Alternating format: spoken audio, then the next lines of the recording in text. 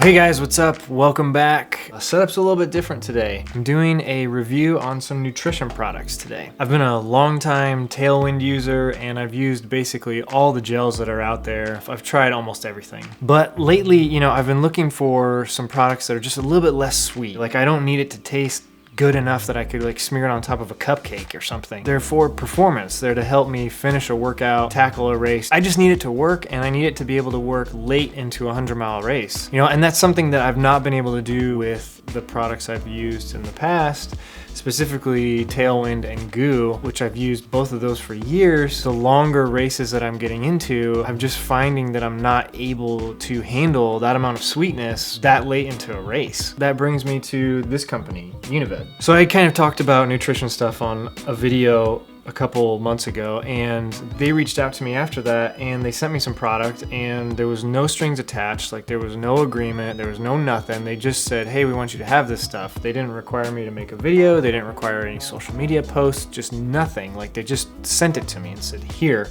try this. So this video is not sponsored in any way. I did get this stuff for free, so there's that. And I also want to preface this with saying I'm not a dietitian, I'm just a coach, and I'm an endurance sports athlete, and I've got a lot of experience with nutrition and trying different stuff. So I do want to say that up front too. But with that said, let's talk about Unived. Some points worth mentioning, some unique things about this company. Right off the bat, they're really vocal about being committed to having vegan products, which is really cool for me. That's how I try to eat. There's no animal products. Just in the short amount of time that I've been working with them, they ask for my feedback a lot, and I think they take everything seriously. So they've got sports nutrition products, wellness products, and they've got socks now. And I'll let you guys know what I think about those too soon, but that's not in this video. I'm also not talking about any of their wellness products. This is only about the sports nutrition. Okay, first things first, we need to have a little teaching lesson about sugar and what's in nutrition products and how not all sugar is created equal. So there's a lot of different kinds that you find in food. So first and easiest to spot and found in almost everything you buy in a grocery store that's in a box or a bag is high fructose corn syrup. The use of high fructose corn syrup has grown tremendously over the last couple years because it's so cheap to make and it's so easy to put in anything and make it taste better, almost addictive. It has been linked to weight gain, type 2 diabetes, and a lot of other stuff that you just don't want. So if you find sports nutrition products that have high fructose corn syrup in it, my advice is to walk away. Nowadays, most sports nutrition products don't have high fructose corn syrup. The next type of sugar is glucose. Glucose is the simplest form of sugar. It's the easiest for our bodies to digest, and it's the fastest for us to turn into energy. Along with that is one called dextrose, and that's chemically nearly identical to glucose, and it's used exactly the same way in the body, very fast to absorb, very fast to turn into energy. The next one is called fructose. Now this is used in a lot of sports nutrition products, but there's a step that your body has to take to turn it into energy. Basically, it has to pass through the liver and you have to process it before you can turn it into energy to use it for running, cycling, swimming, anything like that. So while it's not bad for you, there is a step that your body has to take to process it, which can sometimes cause problems when you've been running for 24 hours and your body's not working right, especially if you're taking some pain relievers that you really shouldn't be taking during ultras. Your liver is working on overtime, and then now if you're sending fructose down through it and it has to process it into glucose, it's just an extra step, and it's gonna be hard on your body late into a race. But fructose is not bad for you. Outside of endurance sports, we eat it all the time. It's found in fruit, it's found in honey. Your body has to convert it to glucose before it can use it for energy. So that's why I'm saying maybe not the best option during an ultra. The last kind of sugar that I'm going to talk about is sucrose. That is basically the scientific name for table sugar, and it's got glucose and fructose in it, and it's in some sports nutrition products too. Okay. Health lesson is over. Back to talking about this stuff right here. They sent me a couple different things. They sent me some gels, some electrolyte mix, a recovery drink. They also sent me some ultra butter, which is like a nut butter, but I already ate it all, and salt tabs, but it's winter and I haven't tried these yet. First though, I want to talk about the gels. Espresso cappuccino, salted caramel, and mandarin orange. They're water-based, they're not thick, they're easy to eat. Lots of other gels are so thick that it's just so hard to eat them, especially if you're running. Don't ever try running in 95 degrees, trying to eat one of those other gels that starts with a G and ends with a U. Those are really hard to eat. These are smooth, fast, easy to get out of the packaging. They're a tiny bit bigger than Goo packaging, but really not that big of a difference. There's 110 calories in each pack versus like 80 to 100 that you'll find in a goo, so you'll have to carry less over the course of 100 miles. I mean, those add up when you're taking like 20 or 30 of these. 26 grams of carbs versus 20 to 23. Okay, so how do I use these gels? They recommend that you take one 20 minutes before your event and then about every 40 minutes throughout. And that's really good general advice, but as a coach and an endurance athlete myself, I'll tell you that it's just gonna be up to your personal preference. For me personally, I don't take a gel right before a race. I wait until my body's kind of gotten used to running. I'll start maybe 40 minutes in, I'll take my first one. I know for myself that when I start getting depressed or my brain starts getting foggy, like I really need a gel like now. So I'll slam one and in 5-10 minutes I'll feel better again. You know, everybody's gonna be different, so I would say start with the recommendation and develop your own process as you learn more about your body and about nutrition and fueling and all that. I really like these gels. I feel like I can eat them while I'm running. They're also not as sweet. I didn't like how sweet all of the nutrition products I was using was. Couldn't take them deep into a race, like it just, and that was really a big deal for me. But the only thing I will say to watch out for is that they are a little bit runny. First time you open one of these gels, do it like in a controlled environment, like in your kitchen or something. First time I ever opened one of these, I was running in the dark. I was wearing gloves, popped it open just like I'm used to, kind of ran out onto my glove. But since then, there hasn't been any issues, so I would say just open one, get the feel for the consistency, and then go from there. And like I said before, they're vegan, gluten-free, so they really fit in with my other food choices. Okay, that's it for the gels. Next, I'll talk about the electrolyte mix. So with this, I'll be comparing these to Tailwind because that's what I've used for the last couple years and that's what I'm used to.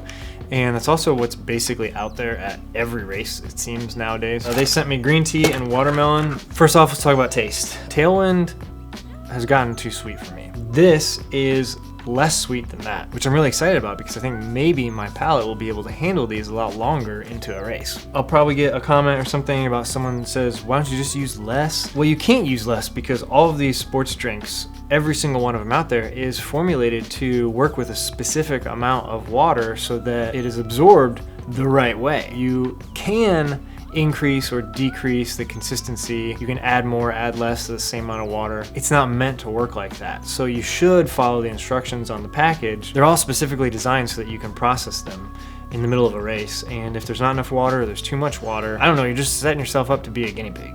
So again, back on taste. I don't need this stuff to taste sweet because this is necessary for performance. I'm not getting a sports nutrition drink so that it tastes good. Like I don't want it to taste terrible, but as long as I can handle it, I want it to be the least amount of sweetness possible so that I can use it deep into a race. Its entire purpose is to transfer energy into your body so that you can use it in a race or in a training run. So what's in here? The sugar that's in here is non-GMO dextrose, which as we talked about is identical to glucose, able to be absorbed and used quickly by the body. The last point I'll make about this electrolyte mix is that the caffeine flavors, which is the green tea, that's the one I got, it actually has enough caffeine that you can notice. With each of these packs, you're getting 100 milligrams of caffeine per pack. Compare that to an 8-ounce coffee at Starbucks, which is the tall size or small, whatever. That's got 170 milligrams of caffeine. One of these packs is just a little bit more caffeine than half of a small cup of coffee at Starbucks. Even that is not so much that you're gonna like start buzzing in the middle of the night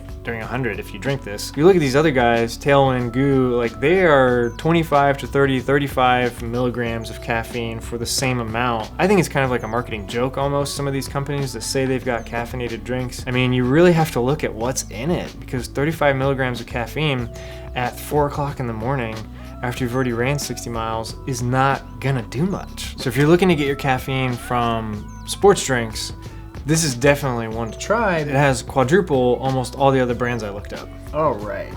Next thing I want to talk about is the Ultra Butter. And like I said, I'm sorry I don't have a display because I ate them all too fast.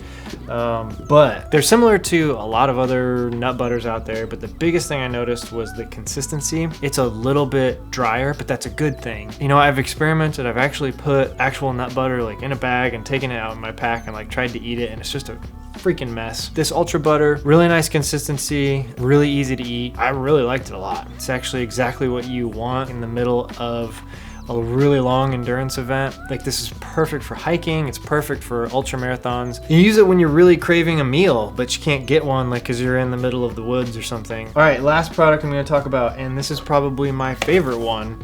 This is the recovery mix. I just loved this, honestly. There's only one pack left in here, and I've been saving it for this video because I know I ate all of the ultra butter. I was like, crap. All right, rule of thumb. Generally, you're gonna wanna eat something within 20 minutes after stopping a workout or a race or something like that. But within those 20 minutes, you wanna have something really high quality, something that really hits, replaces that glycogen, good carbs, fats, proteins. And so that's why a recovery mix is specifically made for endurance athletes is so important. In your recovery mix, you want some carbs, you want some protein to start that recovery, and the protein is made out of pea protein, which is awesome because not a lot of recovery mixes use pea protein. A lot of them use whey or casein or something like that, and I'll get into that in a second. I was so happy that I liked the taste of it because that's the other thing, is a lot of recovery mixes just taste horrible unless they're just loaded with sugar. So the most common, cheapest protein that you can find out there is whey protein, but it's extracted from dairy, which doesn't really fit into the way I eat, so I haven't been using any whey protein over the last couple years. Second most popular is casein, but that's also dairy. Third most popular is egg protein. Pea protein is actually the next most common, but whenever you go to like a health food store or something and you look at their recovery drinks, almost all of it's gonna be whey, casein, egg. You're gonna be able to find like maybe one option for pea protein or hemp protein or something. It's not really out there as much as I'd like it to be, at least in Indiana. So this is very exciting to me. It also has ashwagandha and curcumin, which both of those are hard to say. Two things that help with inflammation. Each one of these packets have 220 calories and 10 grams of protein, which is pretty much the industry standard for recovery drinks for endurance athletes. And the taste is just phenomenal. Like, I couldn't believe it. Very easy to mix with a glass of water. You don't need a blender, you don't need a shaker. I just dumped it in and started up with a spoon and it was ready to go. Also, WADA approved. And that was probably my favorite of the whole group. So that's it. All of these.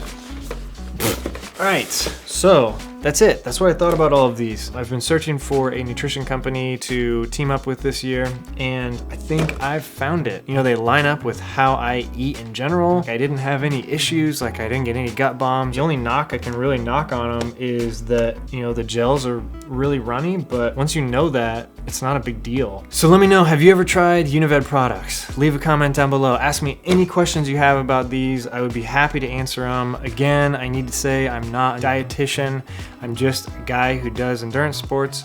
I'm also a coach, so I have a lot of experience helping people through the process of finding the right nutrition for them. I've got a lot of experience trying all sorts of different brands, been racing for a long time, and I feel like I have finally found something that maybe I can use deep into a 100-mile race, which is super important, super helpful. Midwest Super Slam this year, I'm gonna need all the help I can get. Let me know if you've tried them, what you think about them, what's your questions. Shoot them at me. I'll try to answer the best I can. That's it. Thanks for stopping by. Thanks for watching, and I'll see you guys again soon. Bye.